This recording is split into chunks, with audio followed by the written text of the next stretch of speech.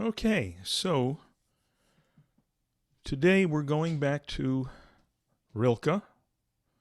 We read a few of Rilke's poems, talked a little bit about his life last time. And I thought what we would try today is to tackle the ninth Duino Elegy. So if you've got this book, The Enlightened Heart, that's on page 140, 140.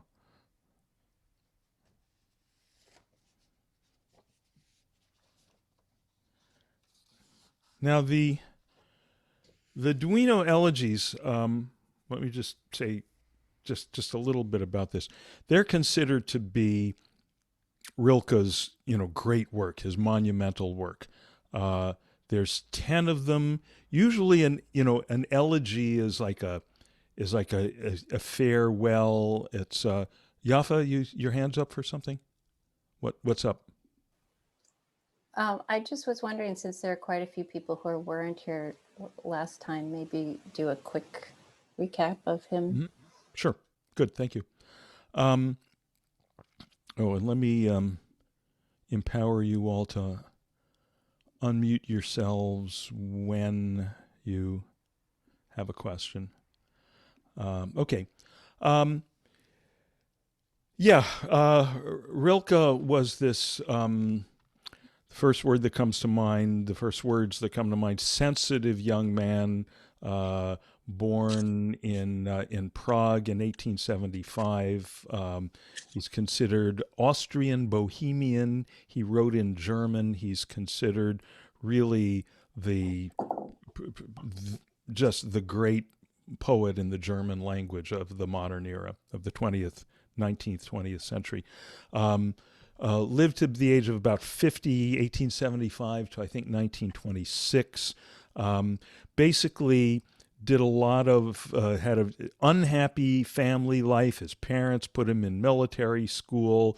This is for a young guy who's all about the arts and poetry. It was, real. It was not him. Um, and then, eventually, as he came into adulthood, was able to travel around a lot, traveled to Russia, traveled throughout Europe, and hung out with a lot of the great lights of the arts at that time. Met Tolstoy, met Rodin, wound up being Rodin's secretary for a while, had affairs with a couple of really just brilliant artistic women who, with whom the affairs were, um, you know, mm, just opening the doors not only of sexuality and romance, but of aesthetic sensibility, artistic sensibility, and spiritual sensibility. Um, got conscripted into the First World War, which, he was like the last guy that should be in the war. Some friends managed eventually to get him out, but he was so traumatized by the experience that it kept him. He wasn't able to write for years after that. But before the war, he was living for a while as the guest of this princess, the Princess Marie von something Untaxis, who had this. She had her own castle. It was the Duino castle, and he started writing these elegies in the castle, and then it took him years to complete them because of the interruption of the war, and then finally something clicked, and in a big rush of inspiration, he completed these. And these are considered, as I say, these are his monumental work. This is like he's like the Mount Everest of modern German language poets, and this is kind of the Mount Everest of his work. I've never tried to teach or present the Duino elegies before, so wish us luck here. Okay. Um, so let me first read this. So it's on page 140 if you've got the book, The Enlightened Heart.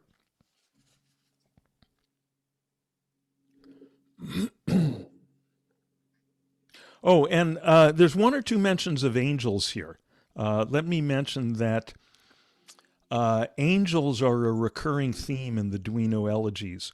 but they're not the way we usually think of angels, not the way angels are usually presented, where they're, nice, sweet, put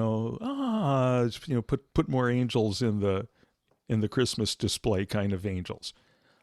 They are angels of deep truth, of confrontation. He sometimes refers to the angels as being terrifying. He writes somewhere of the angels that, like, when you call out in pain, when you call out from the pain, the suffering of this life, what angel will hear you? Okay, so that's some sense of how he's envisioning these angels. So this is the ninth Duino elegy.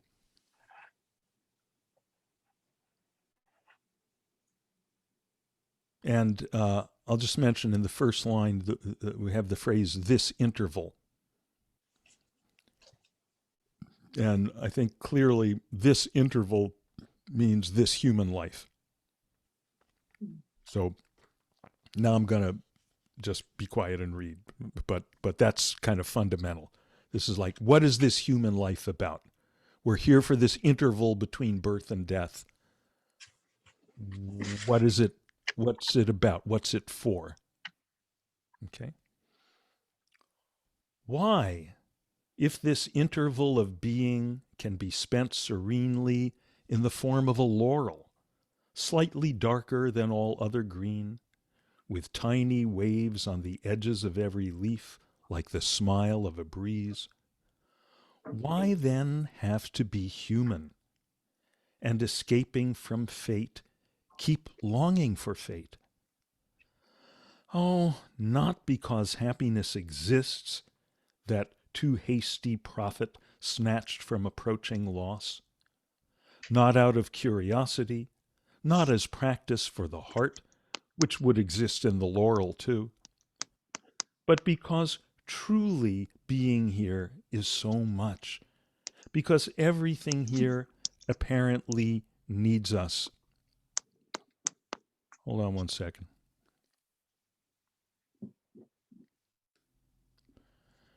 Because everything here apparently needs us, this fleeting world, which in some strange way keeps calling to us, the most fleeting of all. Once for each thing, just once, no more. And we too, just once, and never again. But to have been this once, completely, even if only once, to have been at one with the earth, seems beyond undoing. And so we keep pressing on, trying to achieve it, trying to hold it firmly in our simple hands, in our overcrowded gaze, in our speechless heart, trying to become it. Whom can we give it to? We would hold on to it all forever. But what can we take along into that other realm? Not the art of looking, which is learned so slowly, and nothing that happened here. Nothing. The sufferings, then. And above all, the heaviness and the long experience of love. Just what is wholly unsayable. But later, among the stars, what good is it? They are better as they are, unsayable. For when the traveler returns from the mountain slopes into the valley, he brings not a handful of earth, unsayable to others, but instead some word he has gained, some pure word, the yellow and blue gentian. Perhaps we are here in order to say house, bridge, fountain, gate, pitcher, fruit tree, window, at most, column, tower. But to say them, you must understand. Oh, to say them more intensely than the things themselves ever dreamed of existing. Isn't the secret intent of this taciturn earth, when it forces lovers together, that inside their boundless emotion all things may shudder with joy? Threshold, what it means for two lovers to be wearing down imperceptibly the ancient threshold of their door. They too, after the many who come before them, and before those to come, lightly. Here is the time for the sayable. Here is its homeland. Speak and bear witness. More than ever, the things that we might experience are vanishing. For what crowds them out and replaces them is an imageless act, an act under a shell which easily cracks open as soon as the business inside outgrows it and seeks new limits. Between the hammers our heart endures, just as the tongue does between the teeth, and, despite that, still is able to praise. Praise this world to the angel, not the unsayable one. You can't impress him with glorious emotion. In the universe where he feels more powerfully, you are a novice. So show him something simple, which, formed over generations, lives as our own, near our hand and within our gaze. Tell him of things. He will stand astonished, as you stood by the rope-maker in Rome or the potter along the Nile. Show him how happy a thing can be, how innocent and ours, how even lamenting grief purely decides to take form, serves as a thing, or dies into a thing, and blissfully escapes far beyond the violin. And these things, which live by perishing, know you are praising them. Transient, they look to us for deliverance, us, the most transient of all. They want us to change them utterly in our invisible heart, within, oh, endlessly within us, whoever we may be at last.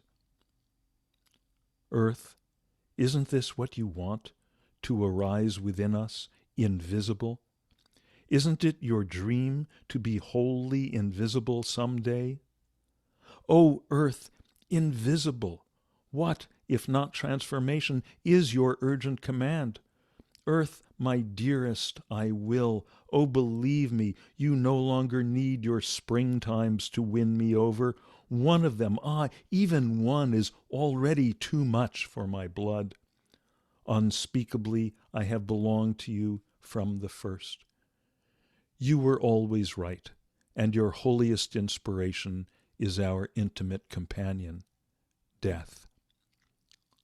Look, I am living. On what? Neither childhood nor future grows any smaller. Superabundant being wells up in my heart.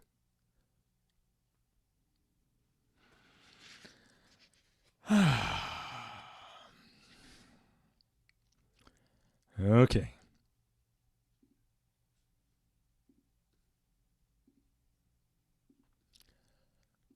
So, any initial impressions that anyone would like to throw out? Initial impressions or initial questions before we start diving into the line by line?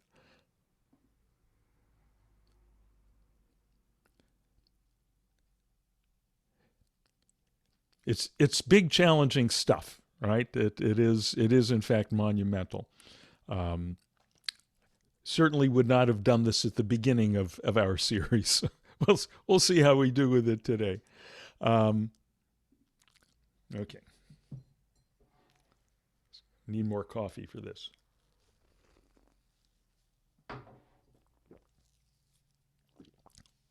So, from the top. Why, if this interval of being, right, this lifetime, can be spent serenely in the form of a laurel, right? A laurel, it's a tree. So you see the initial question. We could have been a tree. Why have we bothered, or why should we bother to be a human? With all the more complications involved in being a human, all the more suffering, all the more problems.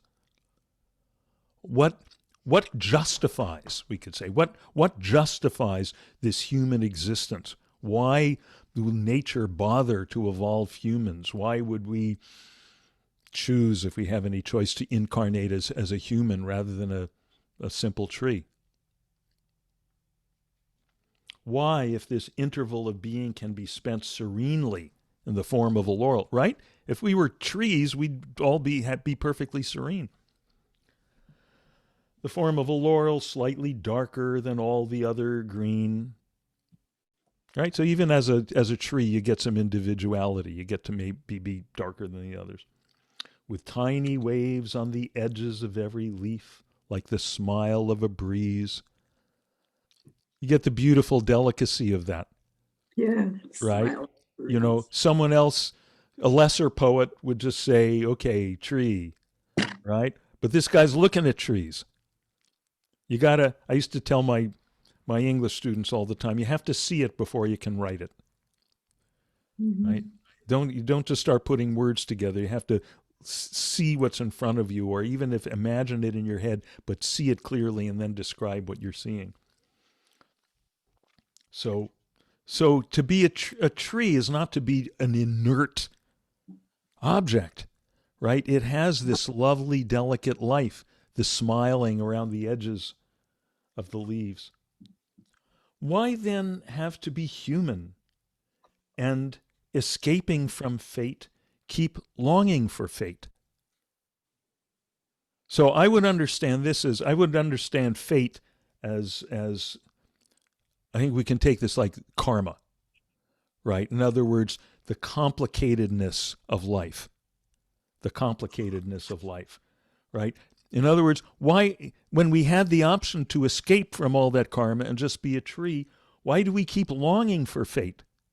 Why do we keep coming back to it? And it's not just a matter of something that you would, like, say, choose when you're signing up for your next lifetime. All the stuff we're choosing in every moment. We're sitting. I had to go back a few days ago to the dermatologist's office because I'm getting this treatment for my skin. And, I sit down in the waiting room, and here I am. All I have to do here is sit. I can sit here and be serene. Or I can whip out my cell phone and start, right, dive into not only my own karma, represented by my email and my text messages, but the world's karma. I got the whole New York Times there on my phone. Which did I do? Well, I sat there serenely for a little while, and then I got on my phone for a little while. I did some of each, right? So why do we choose that? When we know how to just be serene, why keep diving in? What's the prize that's in there that's worth it? That's worth all the grief,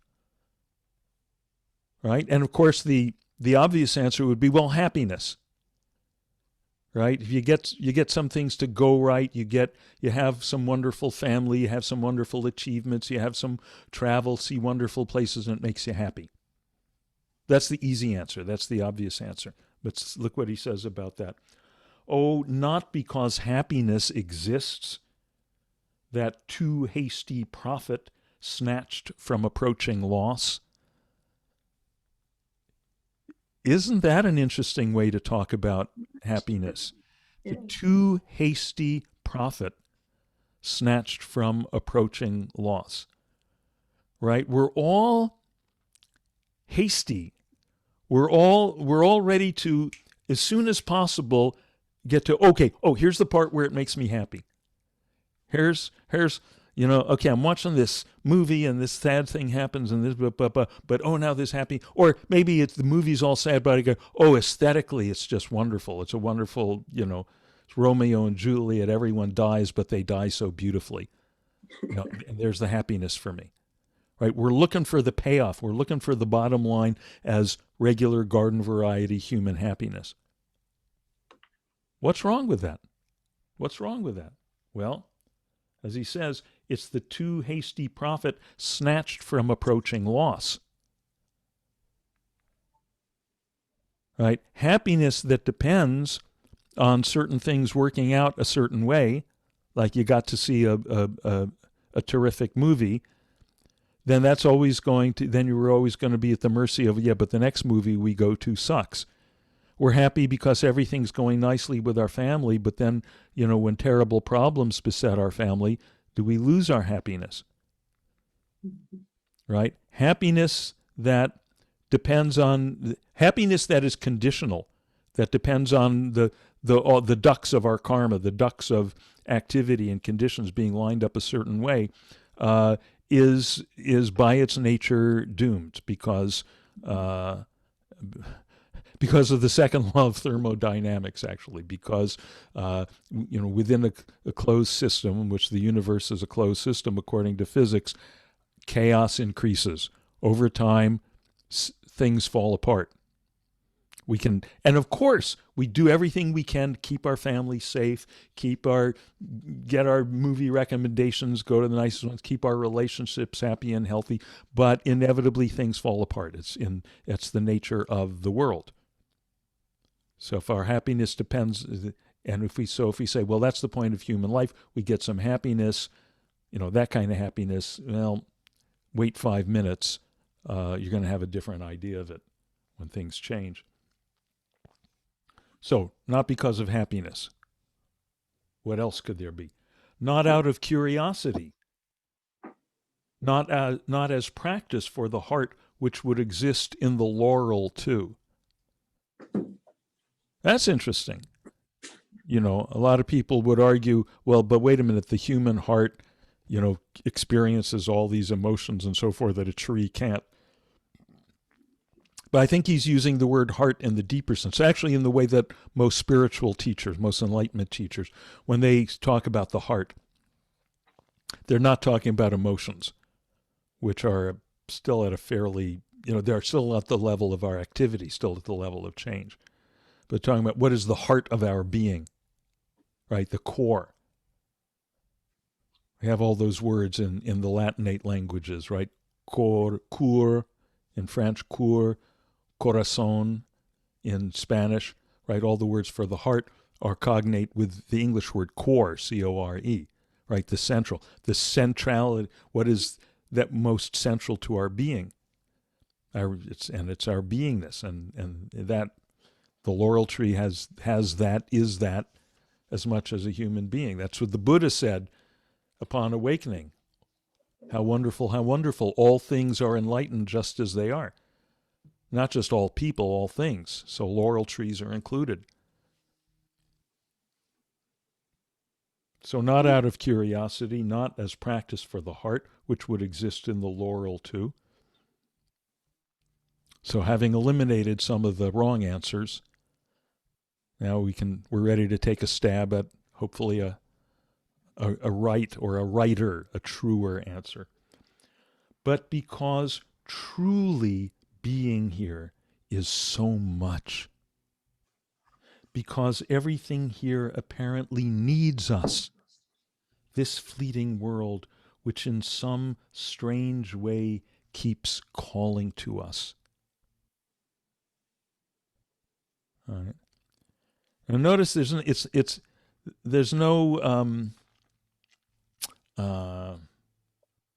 it feels like almost like he's feeling his way to expressing some kind of true or true-ish answer here, right? It's not some snap. It's not something right out of the, that's on page 47 of the Enlightenment textbook.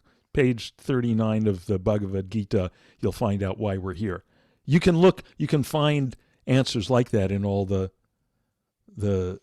holy books, right? I'm sure there's plenty of verses in the Bible, we're here on this earth to glorify our Lord and so forth, all of which are true. But we we've heard those, and they tend to not be alive for us. He's trying to find it. That's the thing I love about this guy. Is the more I get into him, it's like he's having some kind of confrontation with this deep truth of life, as if he's the first person to ever do it.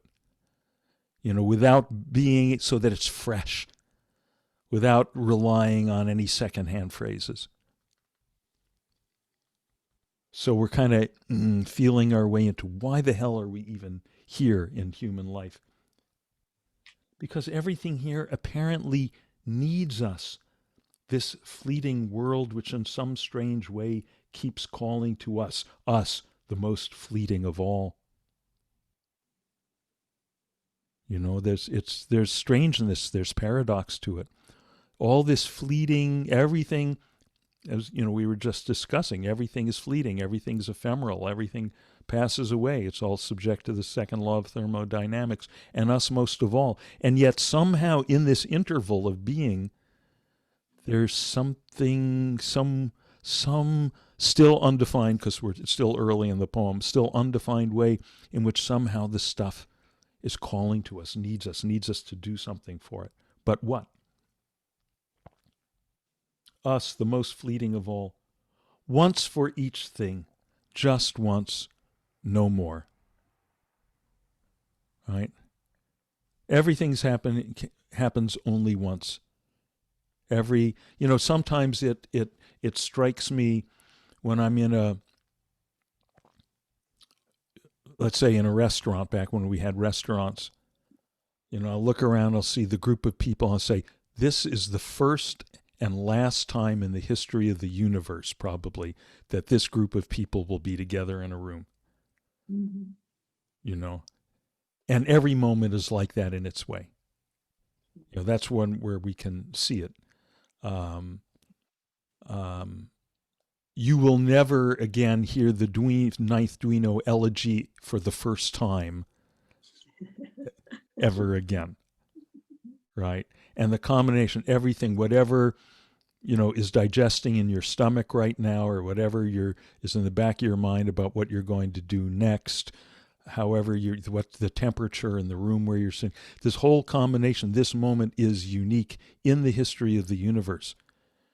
No other being of all the gazillions of beings has ever experienced the moment that you're experiencing, and you'll never experience it again.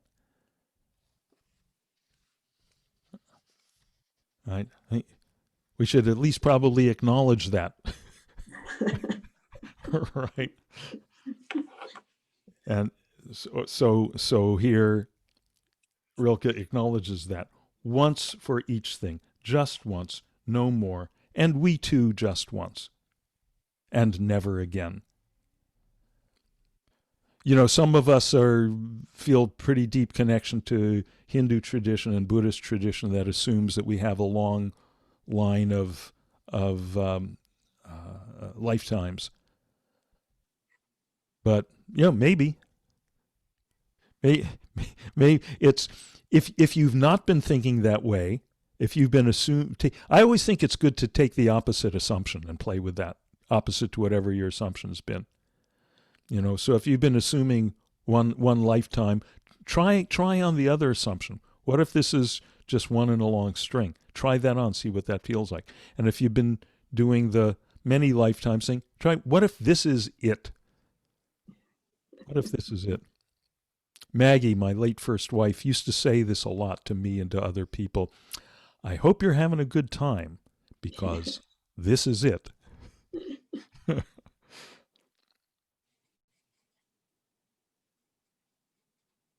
But in any case, this moment is never again. Being this, it is true that this being this person, because in the next moment, I'm a slightly different person. So it's once only, and never again. But to have been this once completely, right? There's the key word, completely. Some way squeezing all the juice out of it. In some way deeply, deeply seeing it. And maybe even in some way fully expressing it. Maybe that would be something worth doing. But to have been this once completely, even if only once, to have been at one with the earth, seems beyond undoing. Now that's a very interesting phrase, beyond undoing, right? In the context of, oh, everything's ephemeral, everything changes, everything passes away. And yet, and I love the way he says it seems, right? The modesty of the way he's not making grand dogmatic statements. He's feeling this out. He's feeling it all out intuitively. It seems, right? In the way he says, things seem somehow to be calling us. And here he says, it seems that if we could be completely one with the earth, now completely one with some, to me that means any objects of the earth, of the material plane, to really sink our teeth completely into it, to get it, to register it, to express it somehow. Seems like if we could really do that, there is something about that that is not get undone. It's different. Something about that that's different from if we had not done that.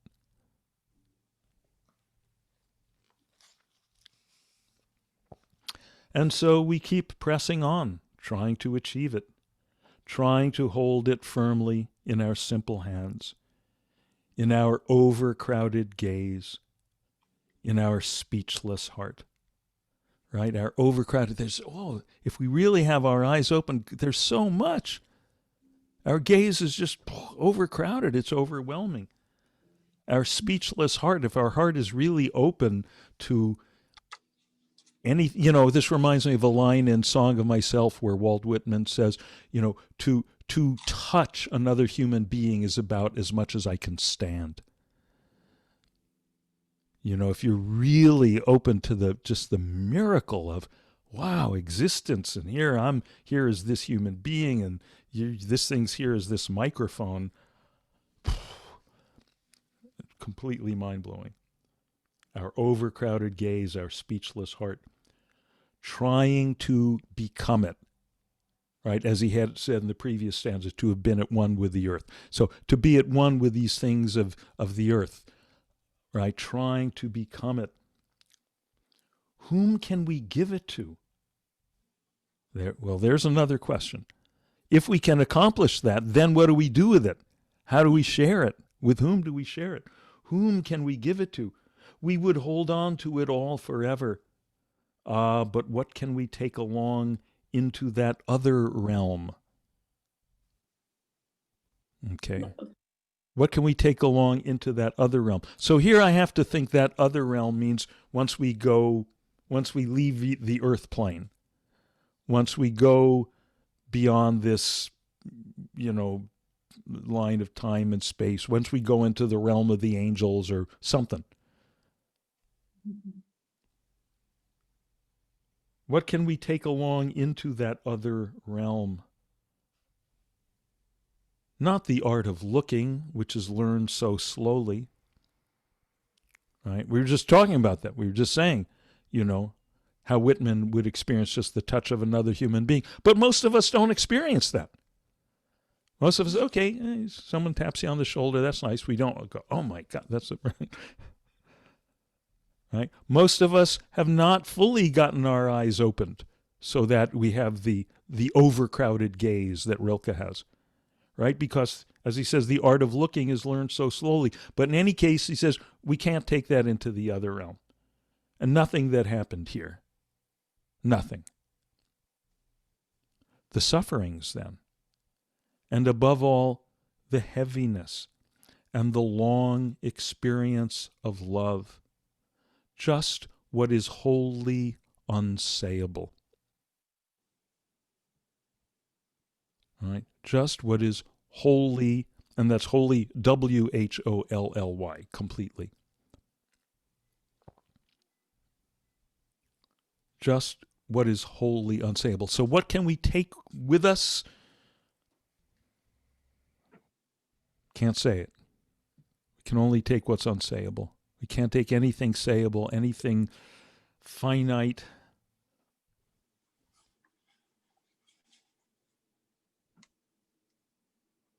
but later among the stars, right? So this here, I think he's talking about what he called a moment ago that other realm, right? Later after this life. But later among the stars, what good is it? They are better as they are, unsayable, right? So if we can learn to say, to express something, about the stars, we can't improve on them. They're better as they are, right? For when the traveler returns from the mountain slopes into the valley, he brings not a handful of earth unsayable to others, but instead some word he has gained, some pure word, the yellow and blue gentian. You know, a gentian is a kind of flower. So, clearly this is someone who's had experience of that essence beyond, of pure beingness, which is the essence of our own being and the essence of anything that we ever perceive, right? But you can't share it. It's like coming back from the mountaintop and go, oh, I want to share this mountain experience with people. So you bring a handful of the dirt and you go, look, here's the experience of the mountain. It doesn't work. It's just a handful of dirt. So somehow it has to get squeezed into some kind of essence. If you think of all the forces, all the weather that blows around the top of the mountain, the rain, the sun, all that, it all combines and takes expression as this little flower, right? The gentian. So is it that everything at the core is unsayable? I'm sorry, everything what? At the core, at the essence? Yes, everything at the core, yes, everything in its essence is unsayable. Is unsayable. Yeah, but that we can't share, or we can't share it with poetry. We can't share it with words. So we have to process something. We have to, or the task as he's seeing it here, being a poet, is to have some kind of end product, have that essence take the form of something with, what is a flower like? It has some beauty, some symmetry, some color.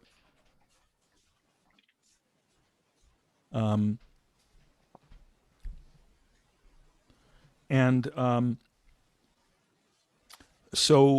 we have to press it into a product, right? We have to get, just as all the core, the essence of the mountain expresses and forms the flower, we have to take the core of whatever we're looking at, wherever we're interacting with, and press it out, express it as he says, as some word, some pure word, the yellow and blue gentian. Perhaps we are here in order to say house, bridge, fountain, gate, pitcher, fruit tree, window, right? In other words, to say the word that is in some ways going to evoke the form. At most, column, tower. That's interesting, right?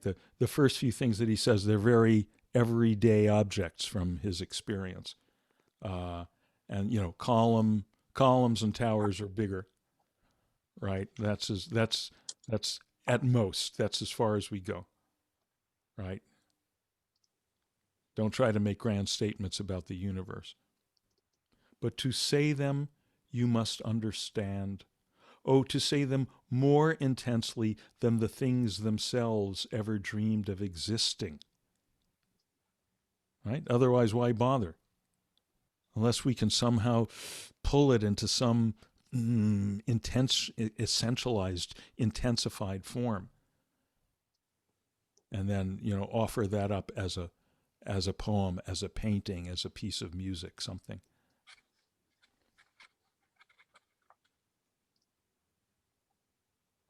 Isn't the secret intent of this taciturn earth, right? Taciturn, right? The silent earth. when it forces lovers together.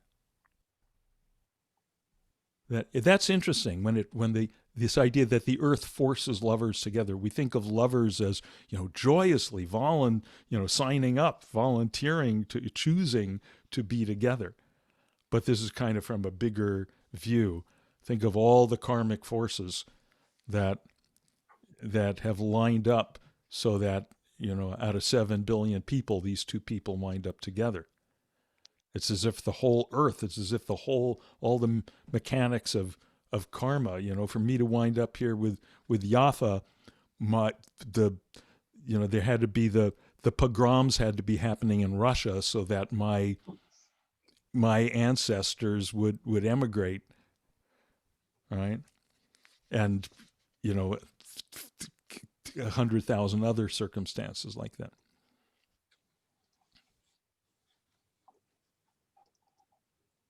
Isn't the secret intent of this taciturn earth, when it forces lovers together, that inside their boundless emotion all things may shudder with joy?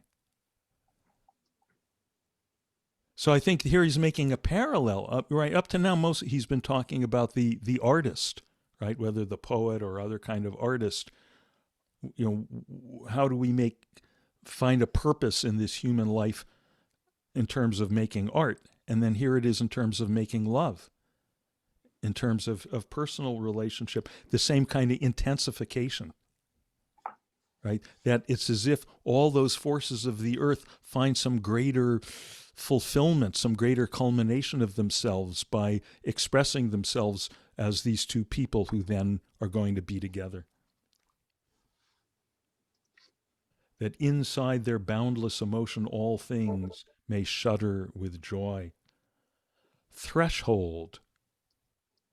What it means for two lovers to be wearing down imperceptibly the ancient threshold of their door. That's so interesting, right? As if, there's doors between all of us that are normally pretty much shut, right? And this idea of that in a relationship, in, let's say, a marriage, it could be any intimate relationship, what you're doing is you're just imperceptibly wearing down the threshold. In movies like, romantic comedies, we mostly think in terms of the really dramatic peak moments, right? There's Julia Roberts and Hugh Grant saying, well, I'm also a girl standing in front of a boy, those, right? All of that, and that's great. But then what happens the next morning? They usually don't show that. You get up and, it's the morning, you got bad breath, you go, you brush your teeth, someone puts the tea on, but that's really where it happens. In that's where the imperceptible wearing down of the threshold happens, in that undramatic, mundane, daily being together. And I suspect that by implication he's saying that not only of these, what we think of as romantic relationships between people, but our relationships with everything. The wearing down of that threshold of intimacy. To be wearing down imperceptibly the ancient threshold of their door, they too, after the many who came before them and before those to come, right? We're just one more person or two more people in the long line of all the billions before us and after us, all part of this process, wearing down the thresholds. So we can think of multiplying whatever opening happens between two people, multiplying it by all the people on earth right now. What kind of imperceptible opening is happening, and all the ones before them, all the ones after them, and then we start to see it as this big process of opening to intimacy, almost like the whole world is this big organism opening to itself.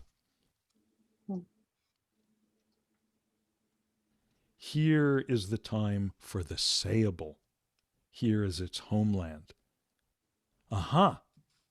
Now we're getting somewhere. So don't try to say the unsayable. Say the sayable. Say the mundane. Say this is the stuff that we've been living with every day. The tea kettle, the toothbrush. Please pass the salt. Here is the time for the sayable. Here is its homeland. Speak and bear witness. And after asking all these searching questions, it's like now we hear the voice of the poet gaining some confidence. Now he's starting to make some declarations, give some instructions, right? Hand down some precepts. Speak and bear witness. More than ever, the things that we might experience are vanishing. For what crowds them out and replaces them is an imageless act, an act under a shell which easily cracks open as soon as the business inside outgrows it and seeks new limits. Right? Everything's growing, everything's changing.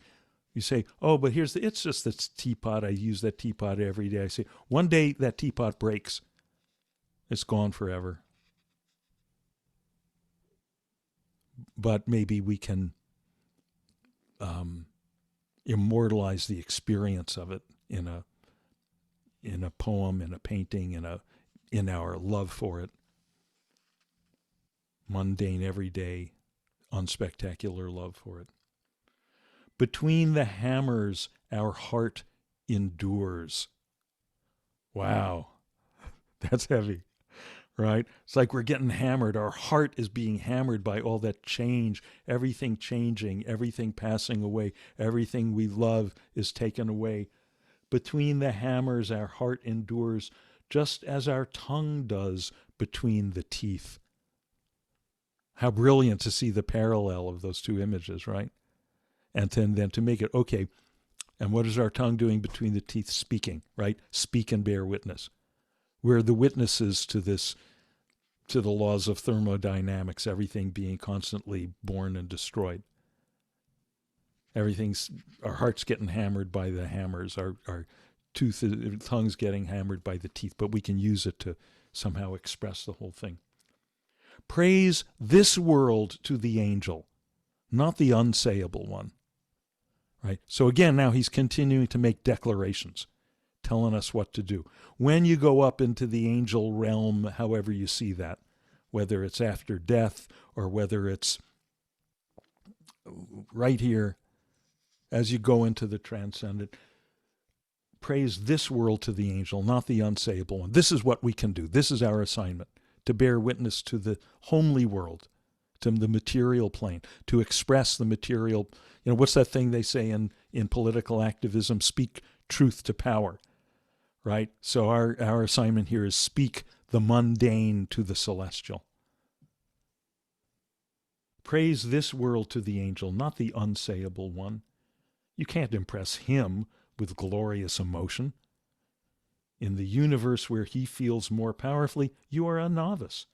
So show him something simple, which, formed over generations, lives as our own, near our hand and within our gaze. Tell him of things. And notice he capitalizes the word things, as if... Then is the... So it's about going to the transcendent. It's not about going to the next world. I think we could take it on any level. But yeah, I would say if I got to choose one, I'd say it's about going to the transcendent. And what can we do? What can we add? We can't add anything to the transcendent, to the unsayable. But what we can do is bear witness to the sayable, to the mundane, and bring it into the light of the transcendent. Present it to the transcendent. Tell the angel about your cup of coffee.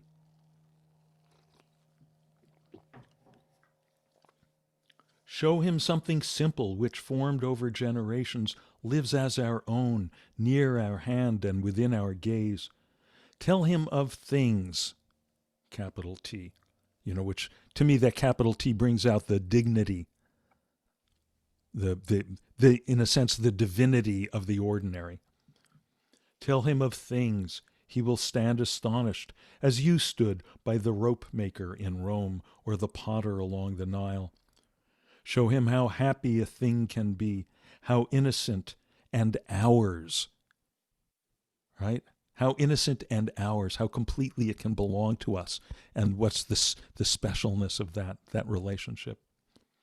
How even lamenting grief purely decides to take form, serves as a thing, right? Even our grief is one of these divine things that we can offer up to the angel, or dies into a thing and blissfully escapes far beyond the violin. I'm not sure, I suspect this, right, talking about grief blissfully escaping far beyond the violin. I think of the violin here as kind of the conventional idea of grief, and even when we're making fun of someone because they're complaining, we start, miming, playing the violin, right? Oh, poor you. So far beyond the violin, I think, means far beyond the conventional ideas of grief. That grief is just this thing you feel sad, period. But we go far beyond that. Into, how does he say it? Blissfully escapes far beyond the violin. That kind of grief is just, if we don't close down, if we don't call it quits, if we stay alive and awake and honest to our own experience, we can find that, that grief, and I know some of you have experienced it, that's the launching pad into something much bigger and finer, whatever you're grieving for. And these things which live by perishing, know you are praising them. Transient, they look to us for deliverance, us, the most transient of all. Right? What an unlikely miracle. All these transient things that can only achieve some greater apotheosis, right? Being raised to the divinity, presented to the angel, to the celestial. All these transient things depend on us, the most transient of all, to provide that service to them. Wow. They want us to change them utterly in our invisible heart, within, endlessly within us, whoever we may be at last. Right? So in the process of doing that, of doing all this, there's a purifying aspect to that, to kind of getting past all the false identifications with this, the superficial identifications with what we thought we were, getting down to what we are at last, whoever we may be at last. Earth, isn't this what you want to arise within us, invisible? Isn't your dream to be wholly invisible someday? O earth, invisible, what, if not transformation, is your urgent command? Right? So it's as if, right, the earth has made us, right? The earth has evolved the plant life, and then the animal life, and then the human life, and then human life with some more refined artistic sensibilities and some more refined spiritual sensibilities. Why? So we can turn around and see the earth and experience it as the transcendent, as the invisible, and express that. What, if not transformation, is your urgent command? Earth, my dearest, I will.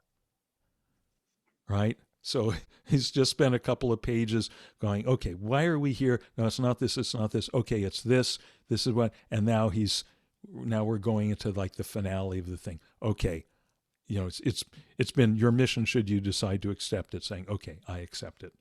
Earth, my dearest, I will. Oh, believe me, you no longer need your springtimes to win me over. One of them, even one is already too much for my blood. Right? You had me at one springtime. We don't have to keep doing this. We don't have to keep going round and round, cycle after cycle, lifetime after lifetime.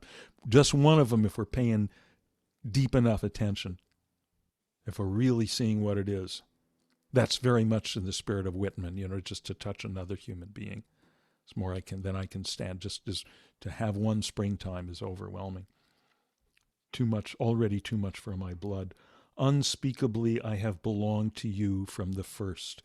You were always right, and your holiest inspiration is our intimate companion, death. Right? Your holiest inspiration is our intimate companion, death. What an invention death is, right? Making everything temporary. Creation didn't necessarily have to be that way. But everything he's talking about, everything he's talking about doesn't happen unless there's death. Doesn't happen unless there's mortality. I mean, obviously we need another whole hour at least to talk about that, but we don't have it. And then the last, the coda, the finale here. Look, I am living. On what? Neither childhood nor future grows any smaller. Right? Neither childhood nor future grows any smaller. Right? We don't have to shrink the past. We don't have to shrink the future. It's all about right now. Superabundant being wells up in my heart. Right? Superabundant being wells up in my heart. There it is. There it is. Beingness in its fullness. Interesting, we just had Thanksgiving with, the traditional symbol of Thanksgiving is the cornucopia, the horn of plenty, then with all just like limitless, food and beverage and all that just pouring out of the horn. And that's what existence is, superabundant being. If we really see what it is, everything he's been saying and, every line, every image of this poem, it's this just inherent superabundance of beingness itself. Everything, if we peer into the coffee cup, if we really see what's going on there, I'm going to end. It's time. I know it's time to go, but I'm going to take one more minute to end with a story that just occurred to me that is that sense of, superabundant being. There's a story in the Vaishnava tradition, the tradition of the devotees of Lord Krishna, that when Lord Krishna was a little boy, just like a little toddler, his mother, Devaki, someone told her, oh, Krishna's over there, he's being naughty, he's eating mud. So she goes over, and what's fun about all these stories about Krishna is that, he's God, he's the infinite, but he's a little boy, and then he's a youth, and so forth. And his mom forgets that. She thinks, oh, he's this little child.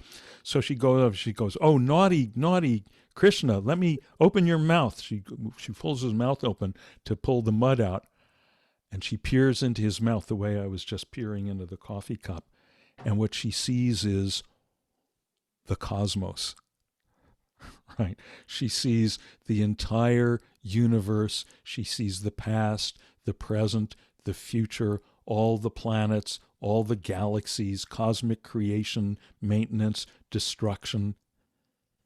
And within that, she sees, oh, there's herself with her child. And she pulls back and she says, oh, forgive me, Lord Krishna, everything's fine. Everything's right where it belongs. Superabundant being. So everything is like that. If you looking into anything is like looking into the mouth of Lord Krishna. Just all we need is a lifetime of paying attention. and finding ways to express it. Because there is something about then trying to write the poem, trying to write the book, trying to make the painting, trying to compose the music, to give some kind of expression, to produce that gentian flower, as Rilke says, that I think sensitizes us. So then when we go back for another look, we're seeing more deeply. And of course, all our tools, our meditation, everything, and our love, opening our hearts in love. So we got to run. It's closing time. Thank you all so much. This was really first time out trying to make some sense out of the Duino elegies. I hope it gave you some sense of a handle on it. Dean, I want to thank you personally for bringing Rilke, to a way that relates to me. Mm. I read it, but it's like it was beyond me. Mm-hmm. And I have a question. He wrote this in ode form in German. What was the metric or the form of it? I don't know the form. I don't believe it was an ode, or Okay, he would have said odes.